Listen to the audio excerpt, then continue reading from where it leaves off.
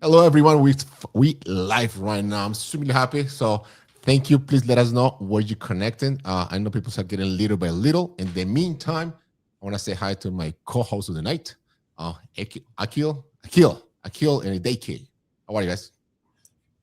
Fantastic, fantastic. Happy to be here. Thanks for having us. I'm excited to have you guys here. Thanks for having So when I did radio in New York for like 10 years, I remember the guys when the host was not there, the always said the same thing. Oh, the person is in a special assignment. So we're gonna say the home nice in a special assignment right now. He's doing something important outside, and he sent us here. So I mean, taking care of the wife is a special assignment. yeah, that's the more special. It The doesn't get family more is first. special. Doesn't get more special than that. Okay, so we have like let's give it like a minute. So we can start. We have a full agenda. Obviously, our goal is to uh have full participation. You guys, we're gonna ask bunch of questions. We're gonna share our intake, our take from different markets. But more important, we want to know about you as well. So, if you have any questions, any comments, we're gonna uh you can post in the chat. Right now, we have access to it. So I have Alexander ready. Say the computer is not live. We are. Goldie said this session will be recorded. Yes, they can record Richard via email. Yes, as far as I know, it is recorded, and I will share it later. But in the meantime, if you're live here, just put us in the chat where you guys are coming from, and let's start in house. So here in Charlotte, North Carolina, and then how about you guys? Where are you guys? Which part of the United States are you guys located?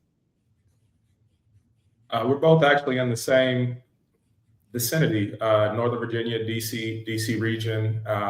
Right now, I'm in the McLean area, which is about 20 minutes outside of DC. Okay.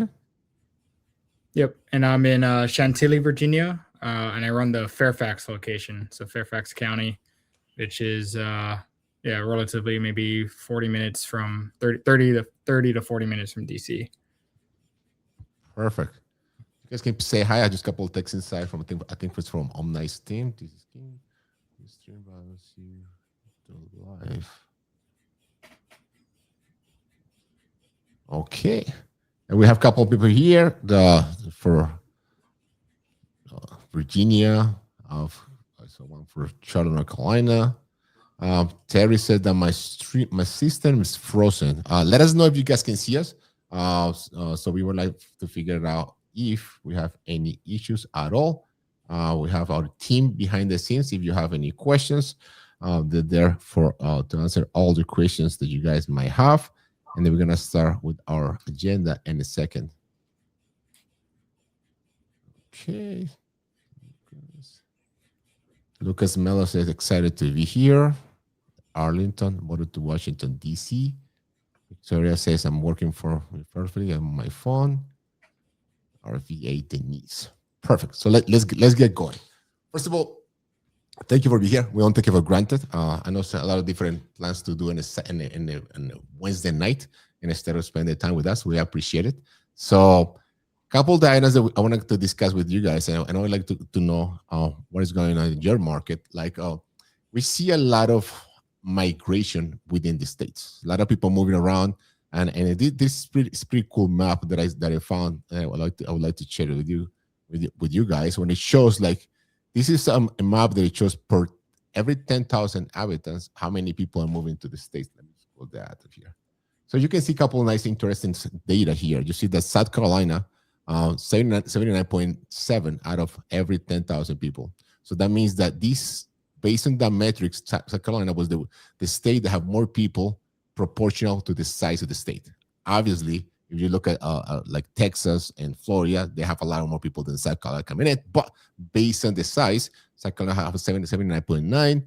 We have North Carolina 29.2. We have Idaho 63.2. And then we have the big ones that people are migrating from, which is California and New York State. I moved here, and I was one of those guys because I was in New York until like 2.5 years ago. So the reason that I wanted to throw this out and I went out to open it with you guys is what if you see that happening in your market, and also what is the main reason of people moving? I see that a lot of people moving because of the affordability situation. Houses have become more and more expensive to live on. A lot of people moving because of the political environment. A lot of people are still working remote.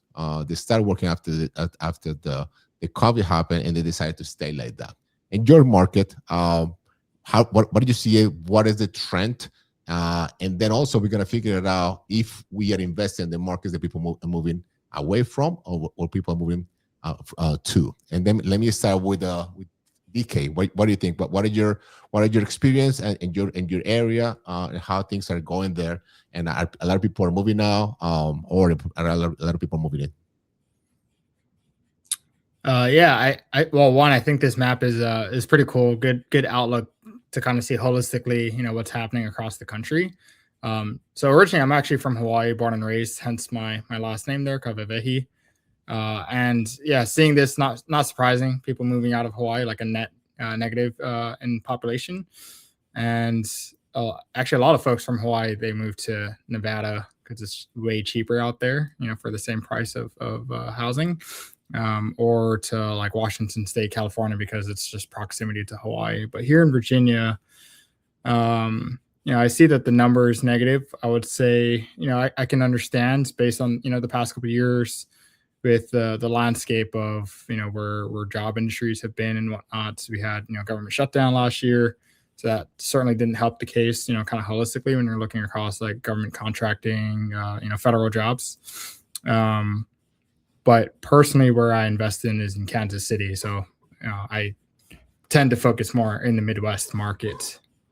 And for Kansas City itself, we've seen population growth, even throughout the pandemic. Okay. And how about you, Akil? Yeah, I kind of second DK's opinion. I think it's interesting. I don't know if you can bring the map back up. Sure. Something recently that I've been having a lot of conversations with, including with my co-hosts, is about sort of our surrounding region. So Virginia, I think, tells a different picture because you have sort of the Northern Virginia area, which is within the Beltway and near DC and Maryland, which what people call the DMV. And that sort of is the tri-state picture. But then you also have all the way down to areas like Richmond, Virginia Beach, which are 3-4 hours away. And they're very different markets. But I think what's interesting is that you'll see West Virginia right next to it, to Virginia at plus 19.3. And we're seeing a lot of people spreading out. So West Virginia has become a pretty huge market recently, doing a lot of growth, a lot of development. And it's just something that's still very close, even though it's, across the border, but it's, half the price or less, depending on where you're coming from, where you can get the same product for much cheaper. So I think all the factors that you mentioned, whether it's the ability to work remote, people maybe adjusting to different sort of climates, along with jobs being sort of shipped out. I know a lot of the federal jobs that have gotten moved out of this area have gone to Alabama, which is where a number of headquarters have been placed out there. So I think we're seeing a lot of spread out, but I think our area also has always been pretty transient. So there's always sort of a flow back and forth in our specific region. Yeah, and I have a lot of coworkers that's during the weekdays, they actually live in Pennsylvania, so they'll drive across the border. They live in West Virginia, they live in North Carolina. And during the work week, they'll just have a temporary spot that they're holed up in to just do their day job, and then go back on the weekend. So that's pretty common that I've seen in the federal sector. Yeah, and in our case, in North Carolina, in Charlotte, we have the banks. The banks is one of the bank hubs. A lot of like Wells Fargo, Bank of America have a lot of locations here. We have a new companies moving here, and we see a lot of people coming because of that. Work related, and there's all kind of people that move because of the weather. And I was one of them. I was in New York State. I was like 40 minutes north from New York City. And I was tired of the winters. I was there for so many years, and I decided to come down. And my goal was to go to Florida, but God put me here. I'm extremely happy that He did that. So we see that. We see people coming down. And also, something that surprised me a lot is that we see a good number of people coming up. A lot of people are from Florida moving to North Carolina, and to Charlotte in specific, because I'm in this area. And when I notice, is like, you notice South Carolina 79.7. Guess where more people are moving from to South Carolina, North Carolina, because all these people are coming to North Carolina, so we're gonna get out of here. So they go to South Carolina. So a lot of migration from North Carolina to South Carolina, and just to try to balance it out, what's going on here. Because when we have that situation, there are people, a lot of migration to a location. What happened? We're gonna have like obviously a demand for housing. Then we'll have ideally a rent increase. We're gonna have new construction. Then I'm gonna talk about that later. But at the same time, infrastructure. I don't know what's your experience like. Me coming from New York, and I just dealing with traffics. Like I used to commute to New Jersey, like an hour 20 minutes was normal for me. So when I came here and I get in traffic for like 40 minutes, I was like, this is nothing. But now the people, the local people, like 5 years ago, they're pissed about like we don't have the infrastructure to be able to handle that many people, and that's why the cities have to prepare themselves. And as much preparation they do, sometimes they cannot growth at the same pace on the migration for all the different reasons that we mentioned. So that's something that obviously all of this impact real estate, and that's why we wanted to touch about it. And also we would like to find out from you if you have any comments in terms of that. I think one of our team members said that if anybody have any issue, just try to like reconnecting again or refreshing the page. It seems like that's the trick. So we would like for you guys to be able to see it the right way. Perfect. So let's talk about creative finance opportunities. Obviously, this is not one of my sessions. Like everybody here has been coming to our clubs, but we like to figure out if we discuss within our sessions as something that is happening on markets and what is our experience with it. In your case, let's start with the kill. Creative finance. It's been super popular. It's nothing new. I was talking with someone recently about like creative finance. And he was like, I've been buying house since the 80s like that. But obviously now with social media and everything, it's like house hacking. I remember I have a real estate podcast, and I interviewed someone like a couple years ago, and he was like, my mom in the 70s was doing house hacking, and we were moving every single year. Obviously, the bigger pockets and everything just made it more popular. So, creative finance is something that you guys do in your market. What are your experience? Is this a tool that people are using, or because of the market condition, things are maybe not opening to that kind of strategies? Yeah. I think it's again sort of a tale of two sort of groups of people. I know in our market immediately. It's probably not something that people are as comfortable with, because you just see a pretty stable market across the board in most of the areas that we do a lot of our business. So you're not really seeing things sit as much. You may find those opportunities sometimes in some areas in DC with multifamilies and things like that. But by and large, for sort of the traditional single families, townhomes, condos, you just don't really see that sort of vehicle being used as much in this immediate DC region. To my knowledge, house hacking you do. I think that a lot of people are, becoming more and more open to it. As you mentioned, it's something that I think is being, I don't want to say forced, but the market and the cost of living and all of the sort of factors that we're dealing with are forcing people to be a little bit more creative when it comes to how they use their homes. I have a couple of friends who are doing so in DC. I think a lot of younger professionals, anybody, 35, 40 and under who doesn't have kids, or maybe is just married in a partnership relationship, would become more open to that option where they haven't in the past, so that they can sort of support that lifestyle, continue to live, in a way. I know DK is going to speak to that as well, but continue to live in the way that they want to live, but to also be able to get into the ownership game.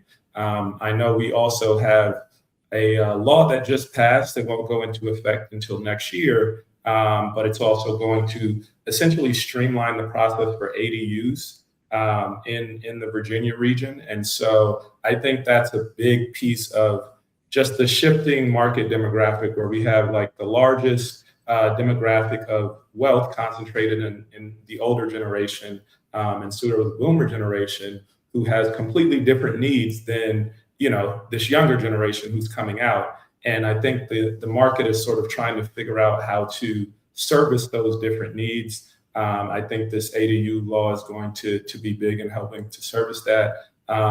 And so I think we do see it more on the house hacking side and people individually trying to do so. I think sellers are less inclined to offer things like seller financing or things like that unless they're very savvy, or unless they're just in a super crunch position. But I just don't. I think our market's pretty stable where you don't see that as much. Totally. We have a couple of comments here.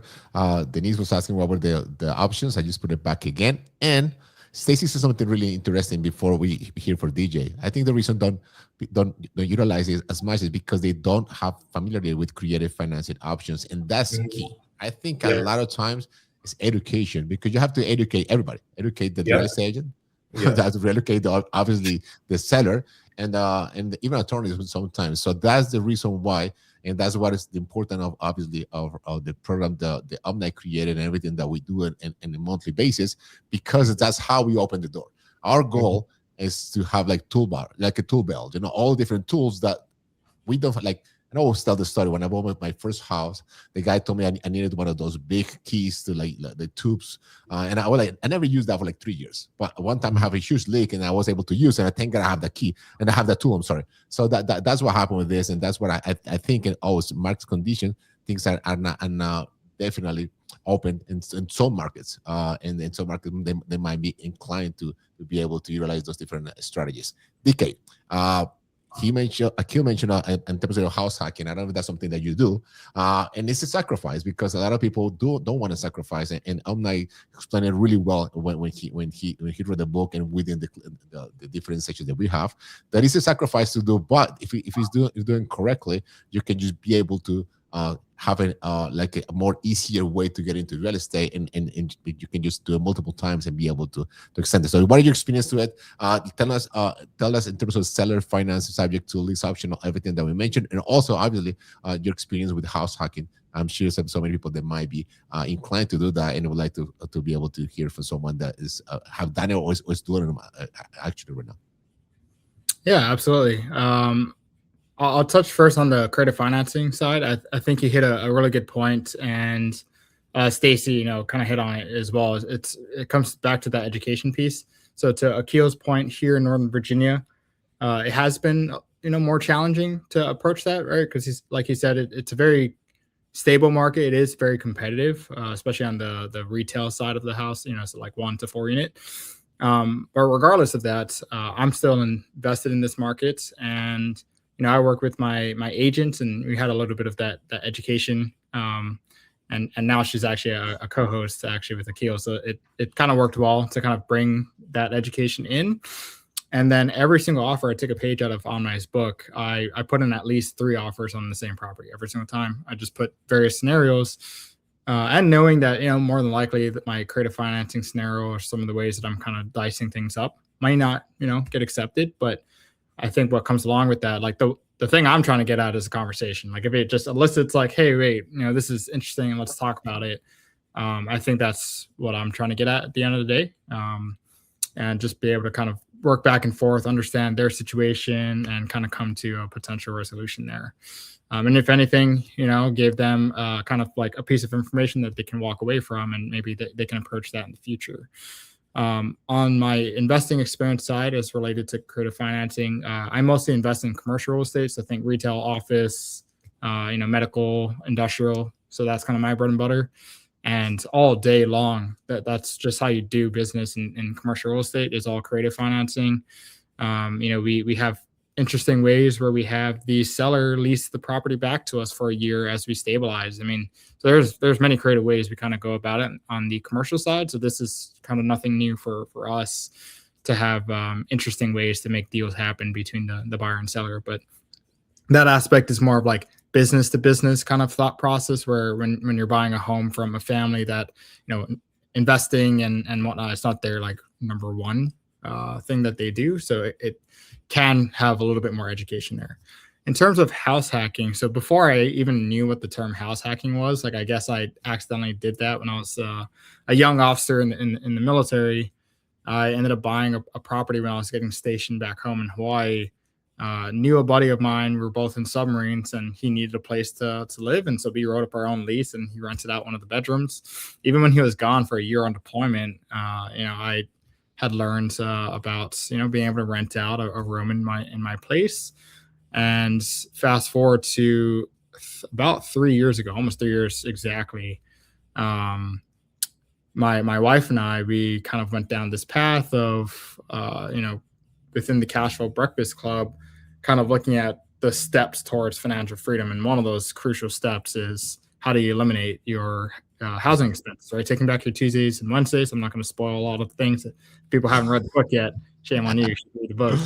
But one of those exercises, you have to go through and figure out at least 3 different ways you can eliminate your housing expenses. And so after kind of drafting all that out, I did this all on an airplane, by the way, from here to back home to Hawaii. I was visiting family, wrote that all out, texted it to my mentor, Omni, and then we scheduled a call and we walked through kind of each of those scenarios. We landed on our interesting way to house hack. So as Akil knows, here in Northern Virginia, it's pretty difficult to get like a duplex or quadplex like that. That inventory just does not exist here.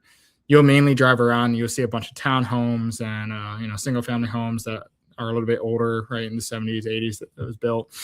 But as far as like the traditional house hack with like a duplex or quadplex, just not possible here. And because the market here is very expensive, we had to find creative ways to make house hacking work for us. So what we ended up landing on was buying a single family house that has enough square footage where if needed, we can add another bedroom or more and rent out rooms individually and the basement. And so that was the creative way we went about it. So we're not only are we house hacking, we're co-living, and then we rent out each bedroom as like a midterm rental that's furnished. So 3 to 6 month leases. We do up to a year, depending on if it's a good fit for the tenant and a good fit for us since we're living there. And that's how we kind of make it work in this very expensive market. We took a 4-bed, 3-bath house and turned it into a 6-bed, 4-bath house. And, the appreciation within a year was like $120,000 or something. And a majority of our housing expenses is now covered by our tenants. So we've been in this house we're about to hit 3 years in October. And it makes a lot of sense when you mention in terms of the commercial. Like people like go from residential and they graduate and evolve to commercial. So at that time, people have more knowledge and education. Sometimes when people start in residential, they just hear podcasts or they just want to buy a house and they don't know anything about it and they only know the traditional way. Number one. Number two, in terms of the different areas, like I come from New York. So New York, we just invest in, still have properties in Jersey. When you have the duplex, triplex, fourplex, which is amazing. Like you have one on top of each other. And I came here, it's only single family houses. It's very limited, like 2-family houses. So you have to be creative.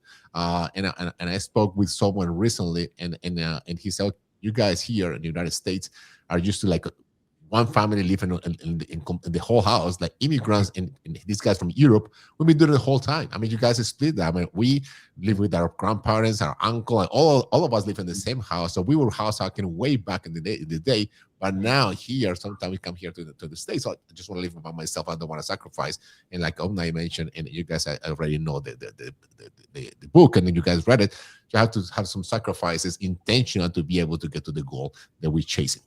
In terms of the strategies, I remember listening to Bigger Pockets for a long time, and I was like, okay, the Bird method, buy and hold, and that was mine. I was like, buy and hold. This is it. My goal when I started investing in real estate was to leave my W-2. I used to work for a foreclosure defense attorney back in New York, and that was my goal. I want to leave the W-2 and just buy and hold. That was the vehicle that they were able to do at that time because of the market condition, rates, and everything else. Now, what I see is people evolving and say, buy and hold in different markets, yours and ours, and like New York, the same thing. Even New Jersey, where I used to buy before, the numbers don't make sense anymore. So people say, if I want to make money in real estate, I have to be active. I have to do fix and flips. Although that picture looks more like a new construction, but it's supposed to be a fix and flips. So how do you see that? I see a lot of people say, okay, it's great.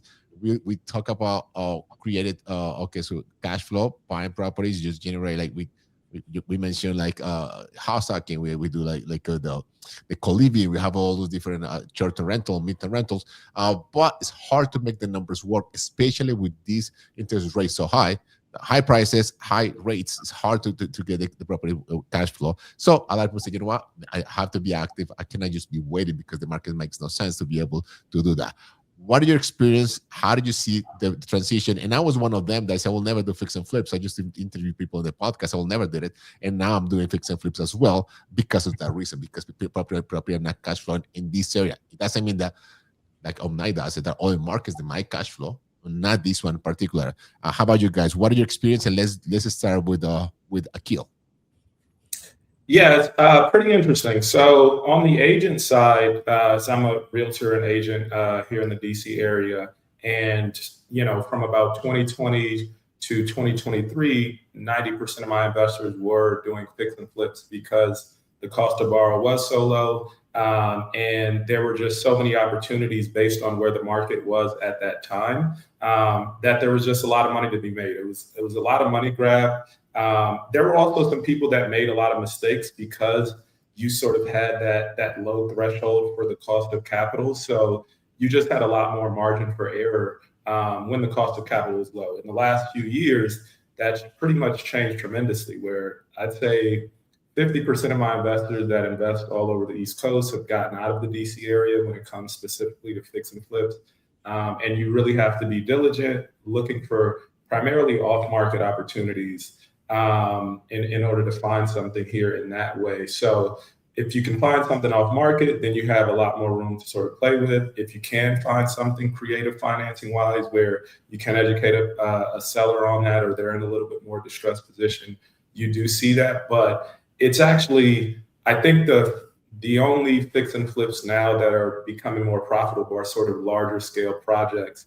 And that's really only happening with savvier investors. So either sort of in the ultra luxury market, where you can put in that extra high end, everything high end, and find that luxury buyer who's willing to pay that higher price point, giving you that more margin, or sort of those commercial projects or mixed use, how DK mentioned.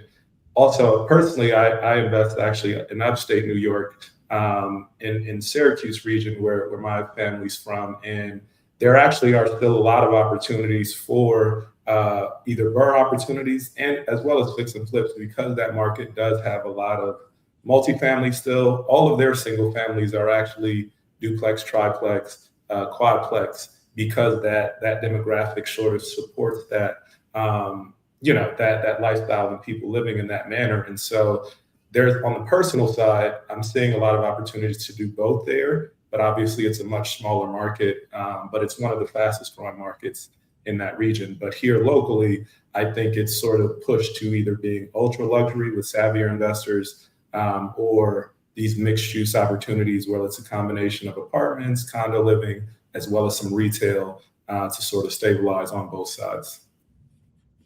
That makes a lot of sense. How about the cake? How do you see it? That's something that you are involved right now to buy. I know you said you do commercial right now, but any buy and hold, residential, or any fix and flip that you're focusing on? Yeah, that's a good question. So I just wanted to give like one note of caution. Like if anyone's like watching this and they're like still like dipping their toes in and new, one of the most important things I learned from my mentors is like the riches are in the niches, and like that is extremely true. There's a ton of different ways you can slice and dice real estate and make it work. If you're starting out, right now we're talking about buy and hold and fix and flip, but there's so many other strategies. But when you're starting out, just pick one, pick your market, and just really learn that, and then over time you can kind of branch out. Like Akil was saying, on the fix and flip side, we are seeing that a lot more of the ones that have been in business for a very long time, kind of seeing the market shifts, like they're doing well because they have those systems in place. And I would argue that fix and flip is really a full-time business. Like if you really want to get good at it and do it consistently, it is a business. So it's not one where, you can kind of casually do it and not have systems in place. You absolutely need to have systems in place for fix and flip. For me personally, I am more on the BRRRR side of things when I do kind of focus on residential.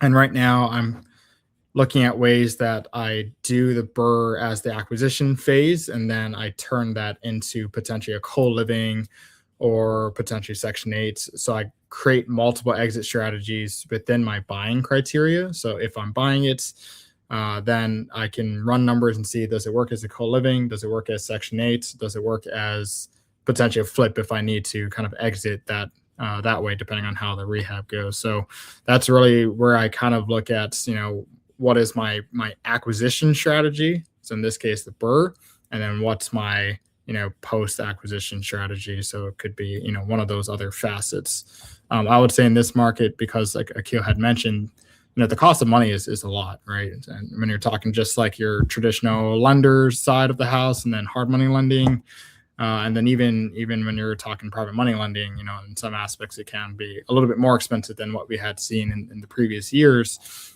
And so you want to be running your scenarios with multiple exits from the start before you buy the property, and not scramble on the back end. I've seen a lot of my colleagues in various masterminds that I'm in kind of get burned in that aspect. And so they're posting in the chat, they're like, oh my gosh, like this happened. And, they didn't really have a lot of mitigation set up. So I would encourage, as you're kind of strategizing, depending on the market you're in, kind of understanding the trends of what's happening, right? We previewed what happens with populations and how that changes things. I would look at, job demographics and see how that might be shifting your flip opportunities, because if the demographic that you're trying to build this asset for is not existent, then that's going to affect what you're going to do with that strategy. So but yeah, on the residential side, I always look at multiple different ways I could rent out profitably and go with that. If not, then it could potentially turn to a flip, but I try to stick to my lane,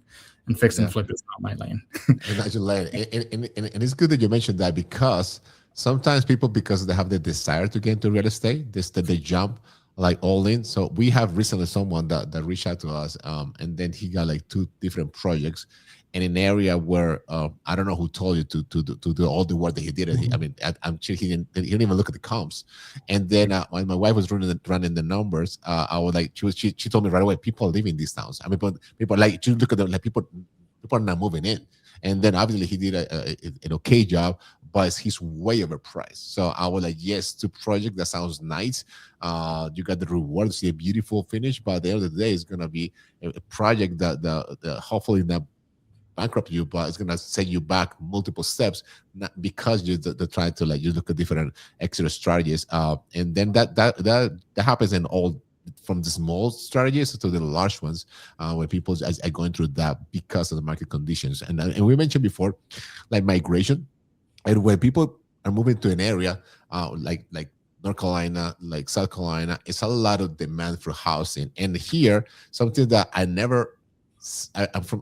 Westchester County, New York, and I was New Jersey was our markets, and I didn't see that many new constructions. So new construction was for like the big builders, and then like the whole apartment complex. Here you see that as well, but you see a lot of like small builders building like a 1-2 houses, divide the lot, and I was like surprised to see that. I was like, man, that's amazing. That's pretty cool. I never saw that. I mean, obviously I see new construction, but not to the point that you drive to neighborhoods and you see like a neighborhood that's in a transition period. You see like a couple brand new houses going up. And what I noticed here is a lot of seasoned fix and flippers decide to cross over. So you know what? We love the fix and flip. We did it for a long time, but we prefer now, because the demand to do the new construction, because the fixed cost is easy. I mean, it's easy to predict once you have the foundation, and then be able to just work on the finishes and everything else. Obviously, it's a really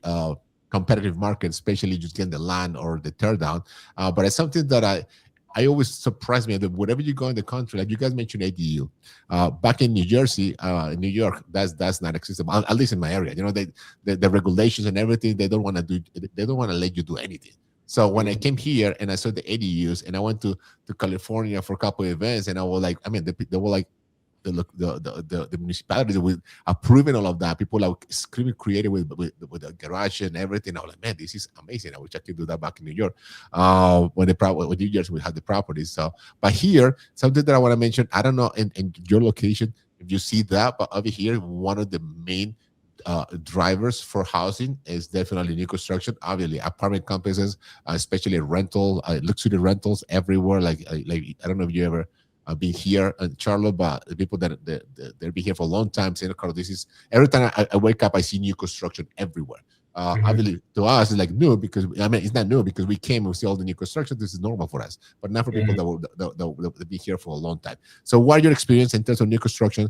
Is that something that is going on in your market? Is something that you got any interest or any what is your take on that? And let's do DK this time, so we give a fair try to all of us to be able to have airtime. Go ahead.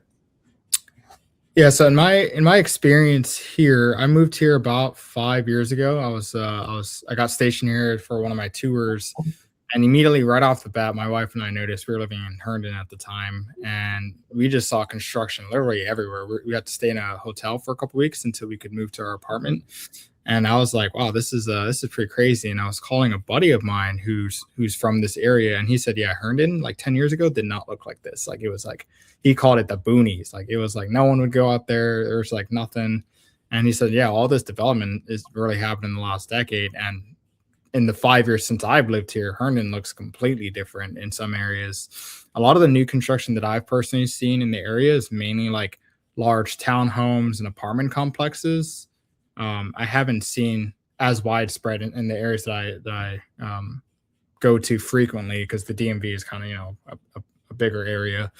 The areas I go to frequently, I don't see like a lot of like, rows and rows of single family houses. I see rows and rows of townhomes, where I think the first year I moved to Herndon, they were like in the 600s. And then about a year and a half later, they're like in the 850s for townhomes, which is like, just, I don't know, mind boggling how crazy fast they went up, and how expensive I've seen them. In Hawaii growing up, there's areas that like, 10 years ago, like it was just barren lands, and now there's like, they build 10,000 new homes, and those go up fairly quickly as well. So definitely seeing the effects of new construction coming to the area to try to meet that housing demand. Totally. Akil, what has been your experience? Yeah, I think echo what DK is saying. Our area is pretty nuanced, honestly. So there are so many different cities that a lot of different things are going on. And I just want to trail back to what he had mentioned before, just in regards to, in this time, knowing your market and just picking a specific niche and doubling down is more important than ever.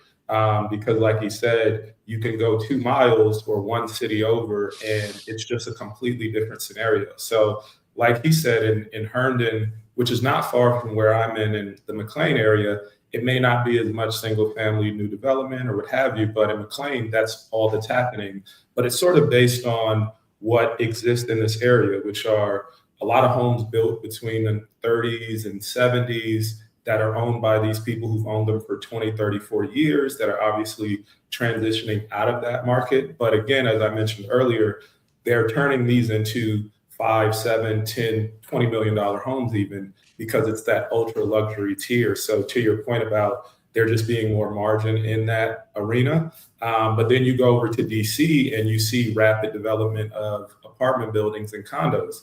To the point that more recently, there are a lot of apartment buildings that have actually adopted co-living. So, when large-scale corporations who didn't have that initial plan start offering co-living because they're not able to fulfill that demand so that they can turn the property over, it just shows that everyone at every level of the market is facing sort of the same, a need to be creative, need to have different exit strategies, as DK mentioned, and are sort of working to match where we are in this market that's drastically transitioning on so many different levels, whether it's affordability for young professionals, whether it's people with low interest rates and high equity that are older and moving into transitioning out of their maybe forever home and downsizing, and just finding where all that balance comes. I think that the market is trying to figure itself out in that way, and it honestly has probably created a level of overdevelopment because the cost of capital was so low a few years ago.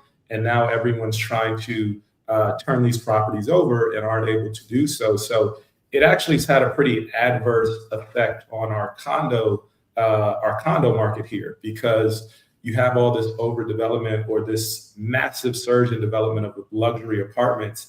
And so every professional that comes to the area, lives in one of these places, now has this super high standard for what apartment living is like.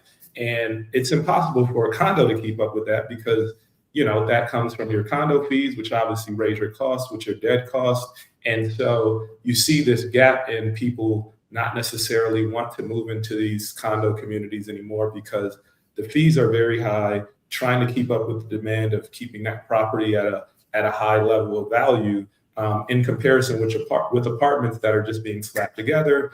They're being put up super fast. And so it's actually created sort of a bottleneck in that apartment to condo community. So our condo market has actually been hit very hard.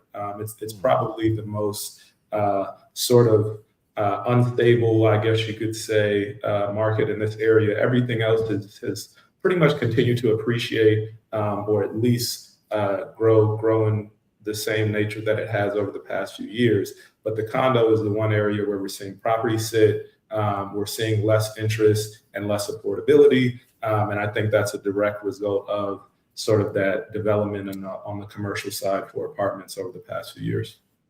And that's another example of the importance to be aware of the market, because one strategy usually is not great forever. Like Burr, like in my market, the buy and hold was amazing, and we did it for a long time until it wasn't anymore. When you mentioned about the condominium, and we see that happen a little bit with the new construction, because so many new construction and the big builders have need to move the inventory. So now like a couple of months free like all those different packages that they offer, incentives to be able to move the inventory. And if you're not careful, you might get caught in the middle, and that's when that happens. Totally. So and I wanted to ask you, because I don't know, our goal, and we run our club as a family, as my wife and my daughter, my two daughters, and my oldest daughter, she's a co-host. And to be honest, she's the star of the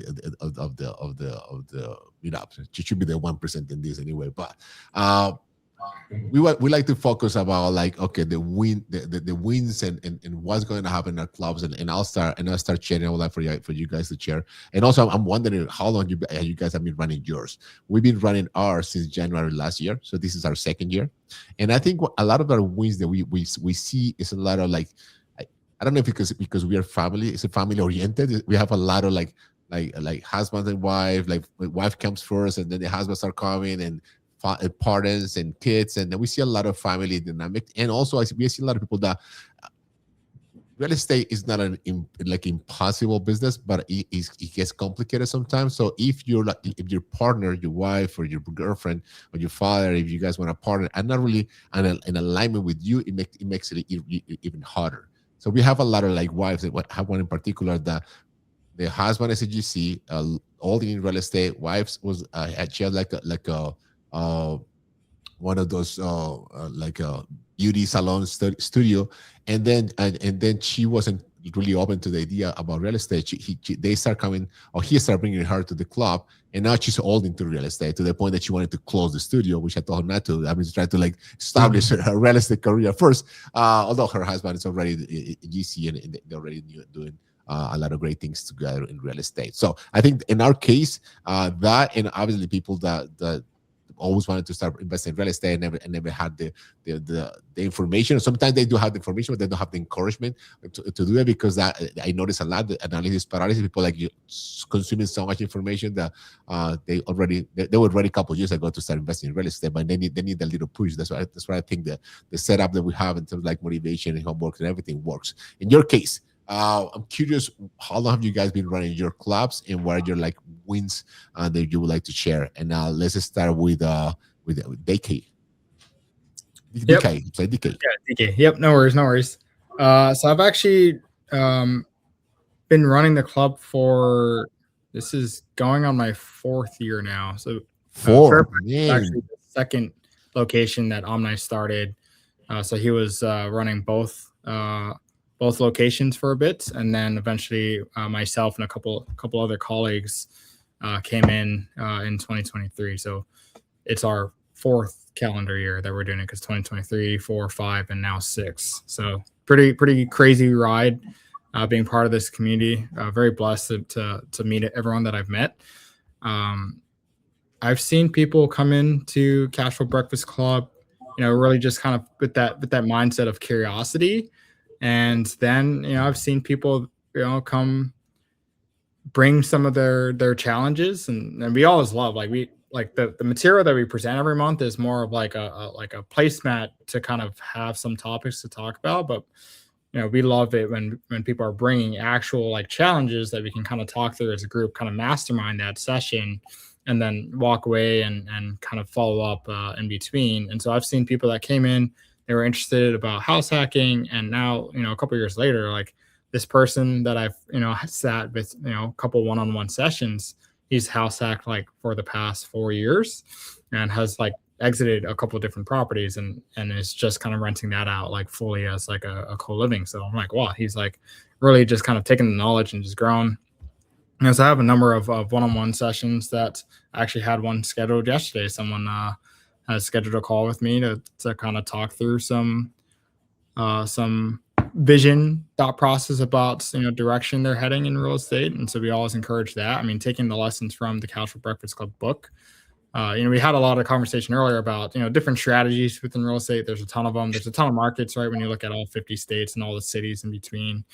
And I think one of the things that I've always stressed in these one-on-one conversations is don't start with the shiny object of like, oh, I saw this cool like strategy on Instagram or YouTube or on this call. You really got to start from where are you at now? Like kind of look at the realities of your finances, look at your goals between yourself and your family, right? Your spouse, your kids, and look at it from that landscape. Like, ideally, what do you want that lifestyle to look like? When do you want to eventually see yourself become financially independent? Do you plan to switch careers afterward? Do you plan to stay in your career? Like, look at all of that aspect, and that should drive towards what market makes sense for you and what real estate strategy makes sense for that. And so having walked like multiple people through that, as Omni did for my wife and I a number of years ago, it's extremely fulfilling, definitely a win that we see in our community. And similar, like you were mentioning, Carlos, we also have a lot of families come. I've had high schoolers come to our events. I was like, man, where was I in high school? I mean, I was on my way to the military. So it's great. We see people from all walks of life, college, high school age kids. People bring their younger kids as well. We have people that are, towards their mid to later end of their career, and everyone else in between. And we embrace all of that, allow people to have that space to kind of share. And ideally, you're walking away and you're have that ambition to go do something about it. Right. I would hate for someone to just show up to these sessions and, they're kind of listening, they participate, but then if nothing happens between that session and the next one, like, that like we're here to kind of allow people to go and take action. And then, you have the entire community, and now we're connected nationwide. And so you have everyone is behind you to kind of help you take action, learn those lessons and keep moving forward. Amazing. Yeah, we have the same. Like my daughter, when we started last year, she was 20, and people were like so surprised. Like, I wish I was there at 20, and I wish I was there at 20 as well. So, how about you, Akil? So, what are your? How long have you been running the club? And then, what are your success stories? Yeah, so I think I'm the newbie on the block. I actually have known Omni for less than a year. We were introduced very recently, and even the Cash Flow Breakfast Club itself, I was familiar with it, but never been to any meetings. And then started going to one of the Loudon chapters here last year, and was immediately in love with everything that I was doing. We connected and clicked immediately, like I'm sure all of you did, where it's just like, this is exactly what sort of I had been looking for. As far as a platform to sort of help do what I was already trying to do with clients, because I was already in the real estate space. I work with about 50% investors, and I just found myself being introduced to a lot of people who wanted information, but I just didn't necessarily have a vehicle to, split my time up individually to talk everyone through, all the different strategies and options and things that Omni has packaged together in such an elegant, beautiful way. What I think is so awesome about Cash Flow Breakfast Club and everything Omni's put together is the simplicity and practicality in which, you can walk away from meetings, whether it goes from reading the book to coming to meetings, to going through live actual examples, to talking through the different parts of a deal and introducing yourself to individuals in that manner. So we're only on our fourth meeting coming up. We started this year in February. And so I would say we're still sort of evolving into what it's going to look like. But to me, what's been amazing is just everything you guys mentioned, as far as we've had kids as young as, college coming in who own a property already, and our agents in our office and going to school, own a property and still ready to learn. And like you said, I'm like, wow, I wish I had this when I was at that stage, and look where you might be. And all the way up to my mother actually comes to our sessions, and she's at a completely different stage in her career, and really wants to learn how to invest in a way that supports her lifestyle and what she wants to do moving forward, transitioning out of her previous career. And we've actually, my co-host Lexi and I have actually been toying with sort of adding another workshop as sort of package to offer people, because we've started to get more questions about being able to drill down on certain topics. And just due to our schedules and careers, it might be easier for us to just get a small group together in between sessions and talk about different things. And so it's sort of evolving as it's going. We're letting the group tell us what they need, and then try to be of much service and value to that in return. And my goal, if I said what my goal would be, is to walk in, and I've told everyone my goals, obviously, to reach my financial freedom number, ideally in the next 18 to 36 months, be able to walk people through that, and then 2, 3, 4 years down the line, have a number of people in our group say they've done the same thing. And to be a part of that would just be amazing. I'm all for, bringing people along with you, right? The journey's not fun if you take it by yourself. And I think that this is just an amazing platform. Most of these platforms are meetings you go to. I was with a group of guys yesterday, some in the real estate space, some not, and they were like, so what's the catch, right? Like, what are you going to upsell? Usually when I go to one of these meetings, they give you a little bit of information, but then there's the package at the end. And there's no package here. We know that. We don't get paid for this. This is us doing something that we love, we believe in, and want to be aligned with. And obviously that comes from the top, and how this entire organization was created. I could very much be on a beach and not engage with anyone if he didn't want to. So, he's doing it for the love. And I think that shows in the way that it's structured. I think it shows in the way that people continue to show up. I think for us, what was nice, even in the last meeting, is we had great feedback our first few meetings, but then in the third, we had almost more people that were new. I think it was about 60% new people that came, rather than people who already said they had enjoyed it, we're going to keep coming back, et cetera. But to me, that just showed that people are watching, people are interested, and the consistency is creating a community, creating interest, and that I think it's just going to continue to grow. And so we just want to be of as much service as possible and help as many people reach their financial goals as possible. Totally. And that's one of the reasons that these webinars created, like the Cash Flow Business Club 2.0, and the gamified, and the leadership, and all those different things behind the scenes, the alumni is created.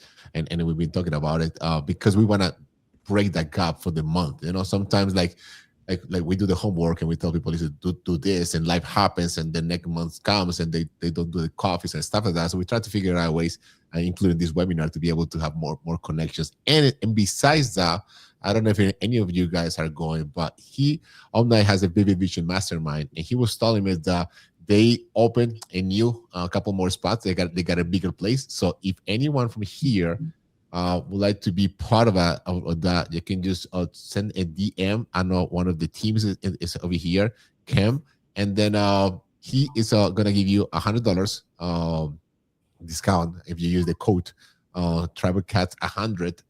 And this is in June. It's gonna be in Fort Myers, Florida, South Florida. So that's a great opportunity to be able, like you say, just be on the beach, network, connect, and at the same time be able to have a nice time, enjoy with the family. So a lot of activities that are planned for that retreat, and at the same time be able to make connections and continue be learning in real estate. So if this is something that called your attention, if you haven't signed up, they told me that have like 3 or 4 more spaces available. So that's a great opportunity to be able to continue networking, connecting with the tribe, and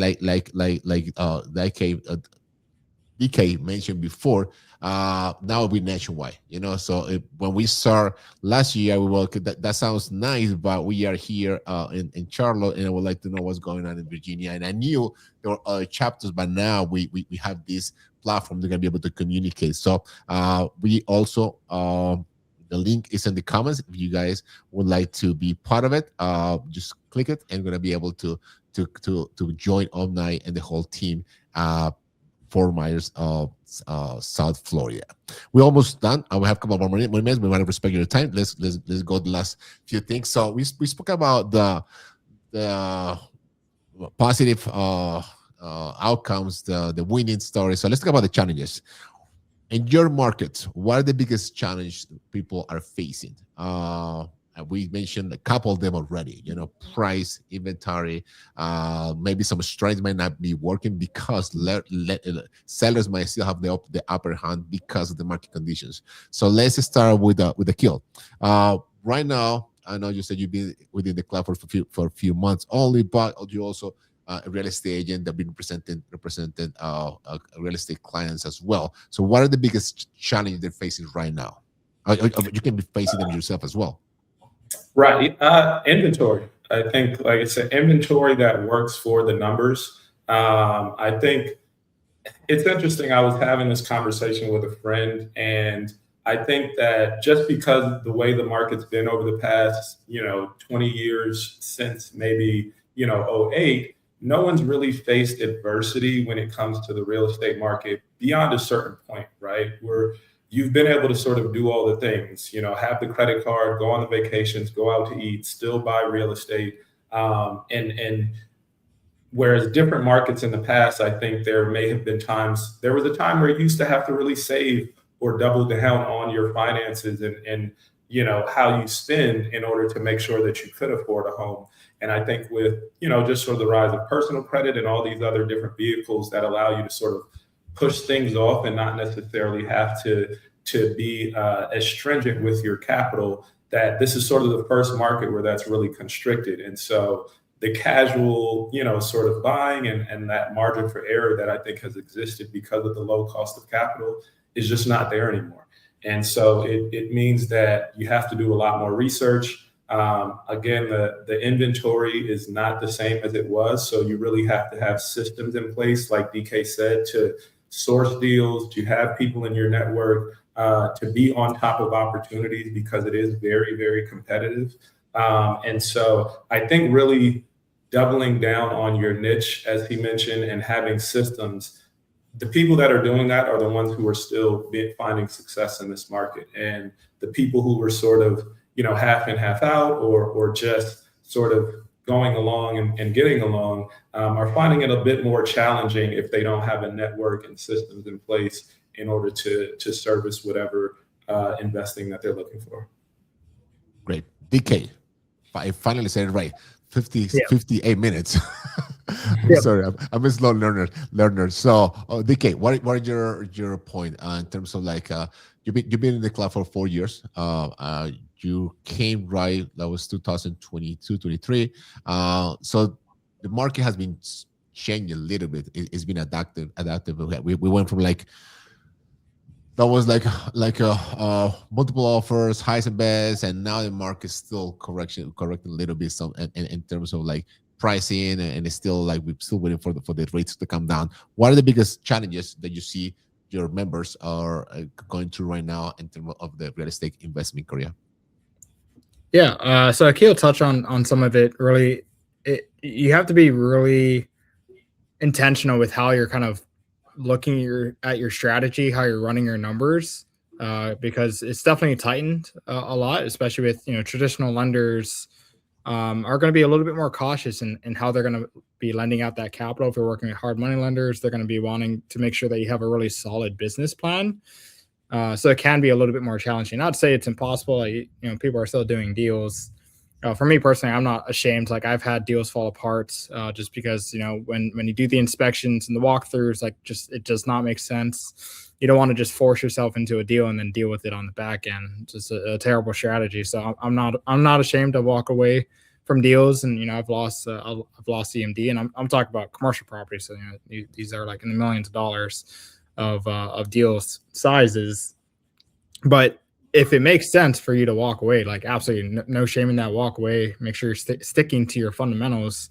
And something that I've been kind of stressed from my mentors to me, and then now myself to my community, is there's really two things that we as investors care about. Like if you boil down real estate to two things, it is you are either always finding deals or you're raising capital, right? Finding and funding deals. That's it. Those two things. And so I literally built a workflow around that. All right. What are all my sources of capital? Do I need to go and establish banking relationships, hard money relationships, private money relationships? And I built an entire system on how I'm raising private money. And then, I'm looking at, creative financing strategies, or how I'm funding deals. So that's like the deal side, and then, or the funding the deal side. And in terms of finding deals, I'm looking again. All right, what's my funnel of finding deals? Do I have a relationship with wholesalers? Am I working with agents? Do I have my own off-market leads? Right? Am I, do I have someone driving for dollars, or do I have mailers? Right? Like if you have a struggle in finding deals, that means you need to open up your deal flow and get more into your funnel. If you have a problem with not enough capital coming in, then you need to open up that funnel and that avenue and bring more capital in. You achieve those two things, then you're doing real estate. And notice how I didn't talk about fix and flip, BRRRR, co-living, or any of that. None of that matters, when you're looking at just that breakdown of finding the deals and then funding the deals, and that's it. Let's continue with you. Best practice. You already touched it, and then I just want to say something before anybody mention it. I don't know what happened with the hand in the middle without the arm. So it's AI. It's AI. I know. I was like, before we started, I said, what happened with that hand right in the middle? Okay, anyway, so I said it already. So it's an AI. You always have to double check because it makes mistakes. Best practice. Decade. You touched in some of them. So besides those, best practice that people that are still with us, and I want to thank everybody that's still with us, and I really appreciate your time, and I don't take it for granted. You give us a few minutes. We almost get into the end of the webinar today. We have a section that would like to have everybody participate. We have a couple of questions, but before we get there, best practice. What is something that people say, you know what, is working for him? It's not because he has a special power. Obviously, he's been doing this for a little bit longer than the other people. But what are the best practice that you can share with us?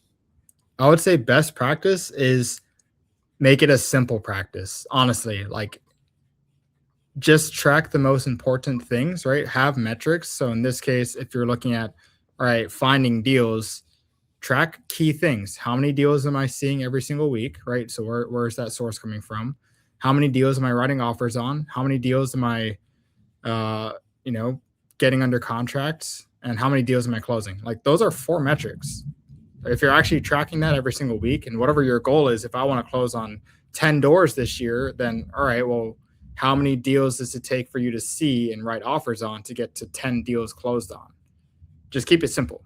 Keep it super simple. Like, yes, there's AI tools, there's spreadsheets and calculators and all that stuff. But when you boil it down, like you just pick the metrics that matter and then do something about it.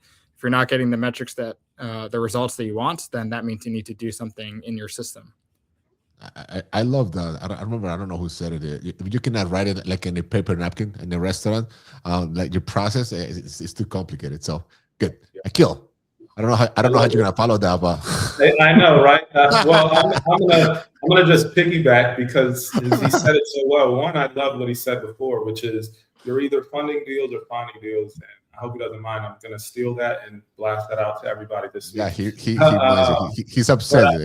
Yeah, that was awesome. I would say, funny if we use this picture as an example in the world where everyone is like toting about AI, and I'm very deep in AI and building my business and company around that. But relationships matter more than anything else, I think, at this time. And I think this is when you should focus and double down on those relationships, because that is a lot of times where deals come from. That is where you can get something over the line when it comes to capital, or building that trust among people that want to do business with you, because you have fostered those relationships, so that when an opportunity comes, they're calling you, or you're providing value to people so that when you need something, it can come back. And so I think that sometimes we forget about that because we're so siloed off, or just doing all of our things in our own world, or trying to stay up with technology. But I think at the end of the day, all of these deals get done with people on the other end, and people throughout the entire process. And so fostering those relationships, I think, at a time like this, are what's most important, because those are the ones who are having the most success right now, are people who can lean on their relationships in the more difficult markets. And it goes back to the basics. This is a people business. I was talking with someone recently. I'm into AI a lot as well, and it's a great tool. And that's what it is, a tool for us to create it. Mm-hmm. But we still have to come out with the seller that's willing to sell to a buyer, and if the buyer will be willing to pay the condition and just make sure it works for all parties involved. And that still happened. That nothing will replace the human connection. You can do so many things. That's what I always say, people. You can just go Zillow, do the whole day looking online properties, and it was great, one of the sources. But if you not go outside and talk to people, come to the events, make the phone calls, make connections, that's gonna be hard, because everybody's doing the same. It's like everybody wants the pill to lose weight. Nobody wants to go run and just like you say, just keep track of the metrics and how much I'm eating, how much I'm drinking water, how much sleeping. So those are the metrics. The same thing that we do that when working on our fitness lifestyle. The same thing works in real estate. And I mentioned multiple times how many properties we need before we need like 100. And now the market's more competitive. We might need 150, 200. So if people come to us and say, we haven't got any offer accepted. So how many offers have you submitted? How many property you reviewed? 4, 5. You still need 96 more, if no more. So that's great. So I have a couple of questions, and I promise I want everybody to participate. We're gonna lead by example. I want to ask these questions to all of us, and if you want to post the answer in the chat, we would like to see what is your take in terms of those questions. It's going to be a rapid fire predictions. Biggest opportunity in the next 12 months. Akil. If you have to put your money in. That I say the ADU opportunities, if we're in our area, if you're in other areas, look at the fastest growing markets that have the cheapest properties and the highest rents. ADU and cheaper markets, higher rent. BK. I think he covered it. Yeah, I certainly agree with that. That's the biggest opportunity. Like outside of tech, AI tools and whatnot, integration of that. But in terms of real estate, yep, I agree. Yeah, yes, totally. Tech, and I will say, we have ADUs here, but not as much as over there. I will say is like the biggest opportunity I see, like. We have cities that are magnets, that like Charlotte, New York, Miami. I don't know which one is yours. And then we have the whole cities around it. And you have to figure out what is the wave of progress and just figure it out. And that, because everybody wanted to be I wish I was here like 10 years ago. But not. I'm here now, and I'm not here in the past. But I'm sure, and I'm sure happening in your markets as well. There's different small towns around the area that you can see the trend there. So I think I see the opportunity there. A lot of people moving. Obviously, Charlotte is one of the hottest market in this area. But I see all those small areas that maybe the price point is more flexible for like new investors. And but that means that you have to sacrifice. I mean, you might not be able to invest 20 minutes from your house. You might need to drive an hour and a half. So I think that's where I see the biggest opportunity. Just get out of the comfort zone. Like I remember I said, so someone told me a long time ago, we don't have to invest in our backyard. I went out back in New York, and in Westchester with the same people. Oh, man, it's so hard to get deals. I drove back to through the Hudson River. I went to New Jersey, and I found the deals there like an hour and a half from my house. So I think those are the biggest opportunities in the next 12 months. What are the biggest investment mistakes coming? What is something that the people are not careful might get into that? And I'll start with DK. What is those mistakes that you said? Watch out. Yeah, I would say biggest investor mistake. It really comes down to the fundamentals. So just not buying at the right price. just kind of over leveraging, overextending, thinking that you could probably make it work. That's the biggest mistake I could see. It's the most common mistake I've seen people, just buying a property on like hopes of appreciation. And it really just comes back down to like, what is your goal in real estate, right? Is it depreciation? Is it cash flow? Because not every market is set up for both of that. And so if your goal is cash flow, but you're trying to buy, fix and flip to get all this profit, then that may not make sense to your strategy. So just buying at the wrong price and in the wrong area as well. Akil.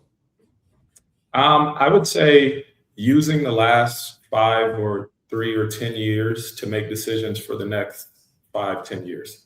I think a lot of people are sort of stuck in the past for good or for bad. People that, maybe had success in recent years and are still trying to force the same strategy and the same approach in what is a very different market is something that I'm seeing is a mistake people are making, or some people sort of being discouraged because they feel like they missed out on what were opportunities in the past 3 to 5+ years, and that they now feel like there are no opportunities moving forward. And I think that comes down back to what DK said, to just being researched, doubling down on what your goal is, and then creating a system to support that. And in combination with what you said, Carlos, it may just mean going 20, 30, 40, 50 miles outside of your radius. And that's sort of an example, I think, mentally. It's almost like a metaphorical example where mentally you have to get outside of what you think is possible and what you may have set your mind to. And that also applies in a physical sense as well. So I think being present, understanding the current market that we're in, understanding your goals, and then making decisions based on where we are now, because there are still tons of opportunities everywhere. It just may not be as linear as what you've been used to in the past. Yes, I agree with you both. I don't want to repeat everything that you guys said. One different, I will say, like, lower your standards. I think that maybe because of the lack of inventory, people get tired. It's like, you know what? The numbers said that I really need to hit this metric, but to be honest with you, I'd rather just get into something. So I think that the lack of patience, and I see that happening, and you can notice when you talk to investors that they're getting, okay, I just need a deal. I need to put something in the board. So I think that's one of the biggest investor mistakes that I see coming in because of the market condition. One strategy to avoid. If you say, okay, that's fine. This is like, I remember DK said, this is my line. This is the one that I like. So which one would you avoid? It doesn't mean that it's not working. I mean, it's not good. I'm sure you guys know. I know multiple investors making money in every single strategy, all of it. It doesn't mean that I'm going to be able to make them all work. People being like overnight success. They've been doing it for like years and years and years, and just make it perfect, the system to be able to work. So in your case, DK, what is one strategy? You say, you know what, I'm personal avoid, and I will advise people to do the same. It's a tough one. Yeah, it's a tough one. I know. I'm gonna have a super cliche answer because like the strategy to avoid is the one that does not align to your plan. Like honestly, like if it doesn't align to like where you're headed, your vision, then like avoid it. Like there's no reason. You don't need to force a strategy to happen. Like if you know that you just want to be building a cash flowing portfolio, then like you probably shouldn't be fix and flipping. In some circumstances, it may make sense up front. Like something I've been learning, because I've been always like, I'm not a fix and flipper. That's just not my thing. But I actually joined a community that's fix and flipping, mainly so I can learn about what they're doing, how they're setting up systems, because it applies to what I'm doing in buy and hold as well. And there's ways that you can, start off fix and flipping just to get that experience, and then take those profits and go and buy and holds. I mean, so that's a strategy that I've seen. But yeah, really, I wouldn't say that one strategy. Like for me, like I'm in commercial real estate, and I always caveat to people that I mainly invest in quote unquote like traditional commercial, so office, retail, industrial flex space. I'm not a multifamily investor. There's a ton of them out there. There's like so many multifamily investors out there. I think it just exploded with social media. But it's not something I would discourage people from investing in. I mean, if it works for their strategy and what they want to do, then by all means, but just understand, the precautions that come with it, the competitive nature of that asset class. But yeah, I can't just blatantly just say, avoid a strategy that's going to lose you money and set you back, behind your goals because you're just trying to make something work. So I guess that's my answer. Yeah, very politically correct. Okay, so to not do the same thing, I'll say if you're in a major market, just because of the nature of the market and the cost of capital, avoid buying on market for single use assets. So, if it's a single family or a townhouse, I've had a few conversations recently of people looking to purchase investment properties on a market with clearly no really cash flow opportunity, and they're just sort of hoping for appreciation to cover them in the future. Again, because they purchased properties in the past, the cost was lower, everything was lower. So because that appreciated, they're looking at the next 5 years in the same way.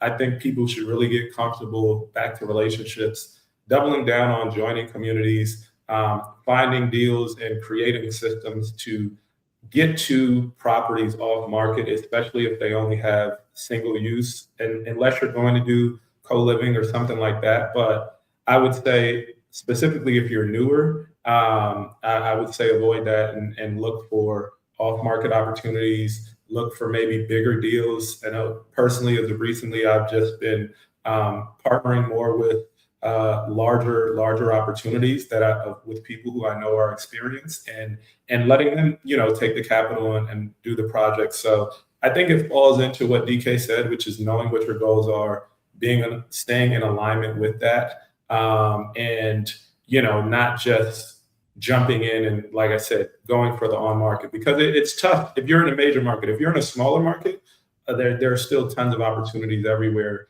Like we've said before, if you go outside that radius of 25, 50 miles, I don't think that applies in the same manner. But I think in a lot of the major markets, it's very tough to cash flow with a single asset based on what property values are now. So I'd say with that.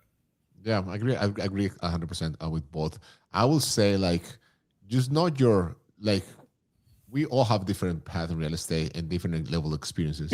I think something that I want to stress that to people should avoid is just to try to, like, do something at the same level of someone like Omni that has been doing it for a long time and have hundreds of times and be able to perfectly like just get the system really deal down to the point that is like the level of risk is a lot lower. So why did I say that? Because in expensive markets, I always got people, and even back in New York, they say, I want to do a fix and flip. I'm going to do a bird. I was like, great.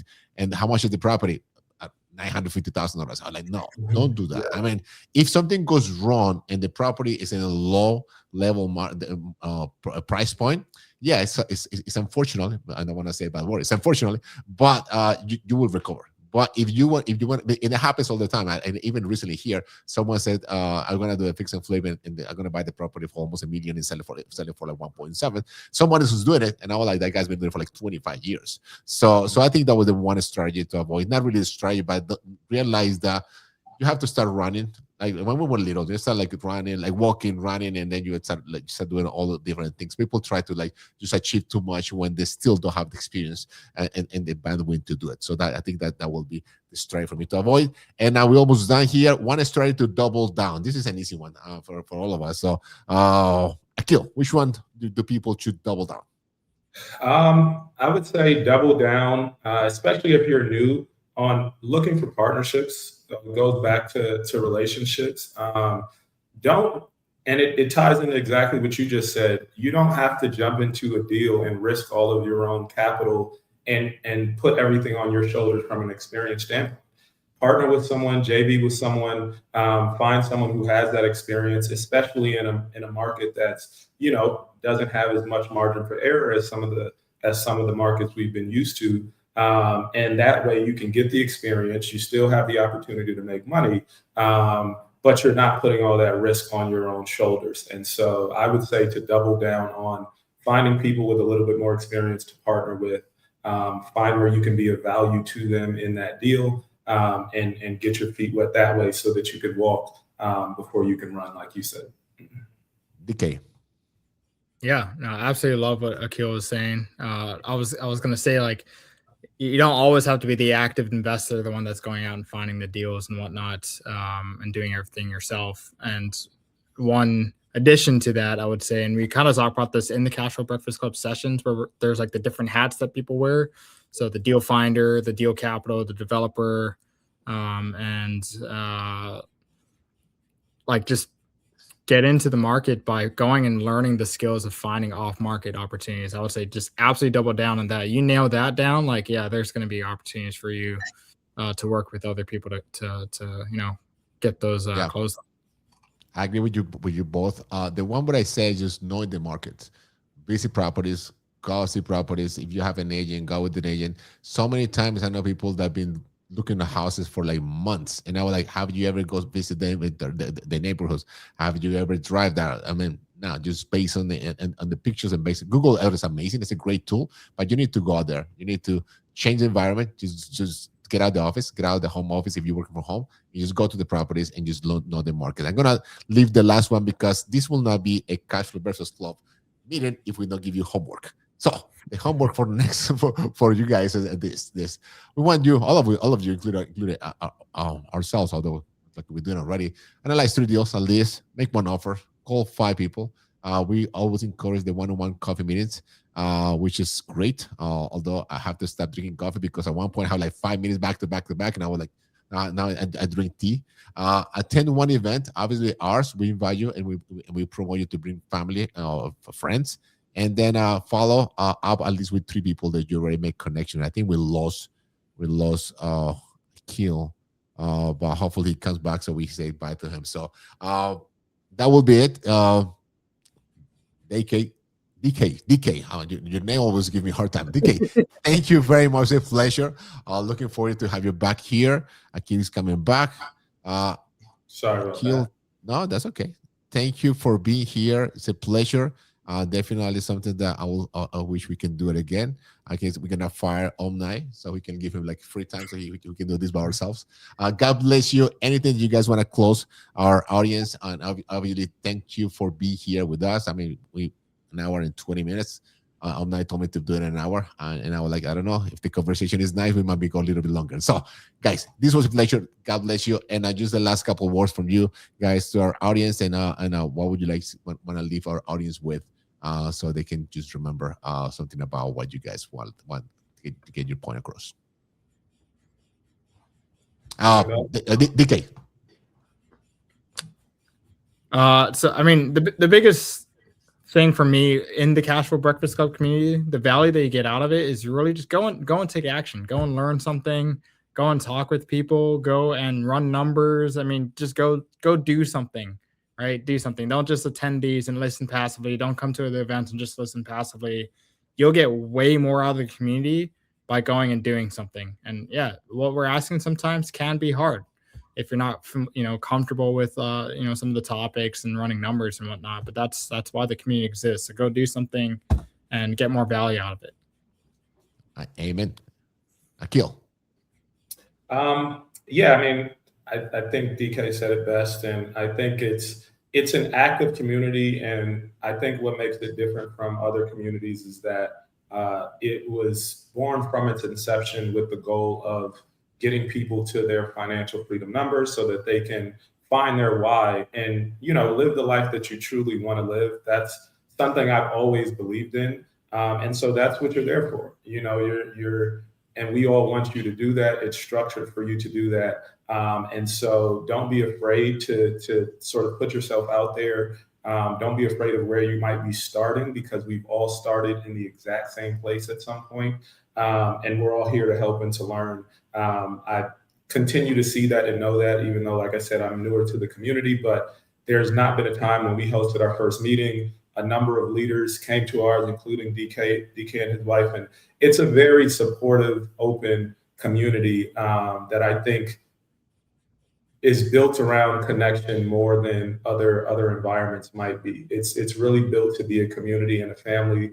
That's why we're here now, connecting with chapters across the country, so that we can continue to be of value to each other throughout the market.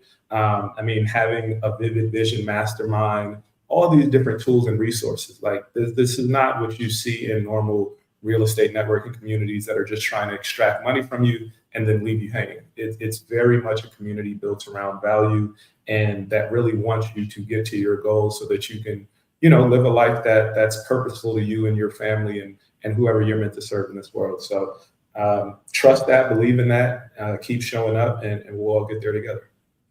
Amen. And it was my pleasure. Thank you guys for being with us and share your time. And all of you, it was a pleasure to have you one more time. Attend to our events, invite people, read the book if you haven't read it. If you read it twice. I read the book like 3-4 times, and every time I read it, I get something new.